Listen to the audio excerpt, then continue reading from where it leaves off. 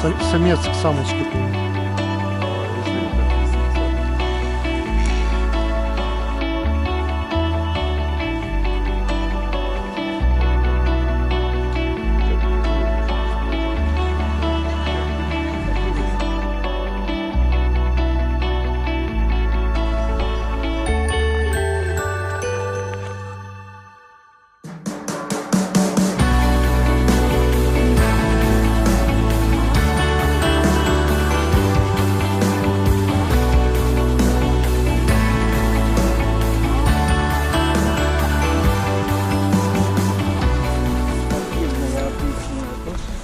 Это белорусский артек. Это, пошли, вот мы на аллею выйдем. Директор очень она сильна, лет 10 уже ребенок называется лагерь. И что? Она без конца что-то генерирует идеи и материальную базу привела в порядок. То есть корпуса спальные. И территорию чем-то заполнять. Вот это у них экскурсионная такая тропа исторического содержания. Это стилизовано, то, что фотографируют. Нормально. Детям, так не только детям, и взрослым интересно, а детям надо знать такие вещи, правда? Ну, конечно. Главный лагерь пионерской страны, ну, молодежного, пионерский. Значит, мы сейчас на западном берегу, так? Озеро Нарочь. Вот там, где просвечивается здание, вон там беленькое просвечивается здание санатория Сосны. То есть там уже были русские. И километра 3-4 вот так сюда на запад, на восток получается. Как раз сама линия фронта, и получается, что здесь в нескольких километрах, да в нескольких, вот не больше 3 километров, в марте 16 года были события, которые история, ты в принципе понимаешь, что историю пишут под кого-то. Она часто искаженная. Конечно. Французы в феврале 1916 года, значит, как я говорю, заголосили: эй, Николай II, выручай, потому что там Верден, немецкая крепость, французская крепость, и там немцы уже прорывали линию обороны французов. Пишут, это ж реально так, что из Парижа подвозили на такси солдат, чтобы давали в руки сменять убитых или раненых, просто чтобы продержались. И оттяни, мол, германские войска на себя, предприми здесь, пожалуйста, наступление. Так французы попросили. И без подготовки в марте 16 года, буквально вот 3-4 километра, не больше отсюда, 10 дней, короче, кровавая бойня была. За 30 здесь погибло, в этой Молотиловке, как тогда. То есть мы конференцию проводили на эту тему. Так я тебе покажу на сайте. Хорошо, просто полюбопытствовать немножко ты здесь был. Ну вот, Первая мировая, значит. Вот, смотри. Это европейский театр, так? Вот он, европейский театр военный. Вот этот Верден, о котором я говорю, вот тут было в 16 году. Это Львов, вы где-то тут на Черном море. Вот Минск, над Минском, мы вот здесь. Мы вот здесь получаемся. И на этой карте нет отображения, что Брусиловский прорыв есть. Это уже был летом 16-го, а в марте 16-го было, ну вот, Нарочанская операция, март 16-го.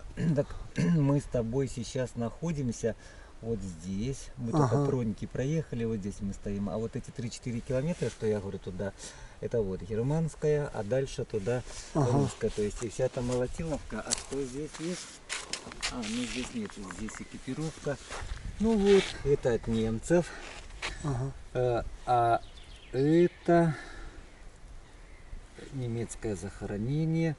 Они молодцы, конечно, немцы. Они это что в камень, что в бетон, оно до сих пор еще и захоронение есть и прочее. А русские только стоит, что уже холмики, потому что, да. Потому что у нас отношения... Боялись казаков, боялись немцы. И они дежурные вот эти траншеи, они считают, что вон и пошла, и пошла, и пошла. А вон бетон виден. Вон бетон.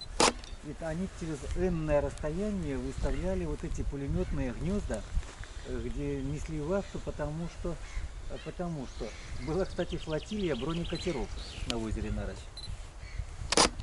Тут, может, 10 было бронекатеров небольших, и они тут баражировали, там трохи шороху наводили. А это вот все реально они, жебренковцы, отрыли. И то, что целое, то, что разрушено, это не от старости разрушилось, а от того, что не исключено именно здесь, в этом гнезде пулеметном, вот так называемое, подрывали найденные боеприпасы. Уже в наше время. Спрятали, подрывали, поэтому часть рушилась, разрушалась. Ну, вот эти два окна там, да? 3 амбразуры. 3. 3, да, это 3 амбразуры. А это сектор осмотра. Ну и пулеметы стояли. Охрана берега. У них, конечно, это было все, налажено. Где, как, они столько... У меня на моем GPS-навигаторе около 300 бетонных таких вот сооружений.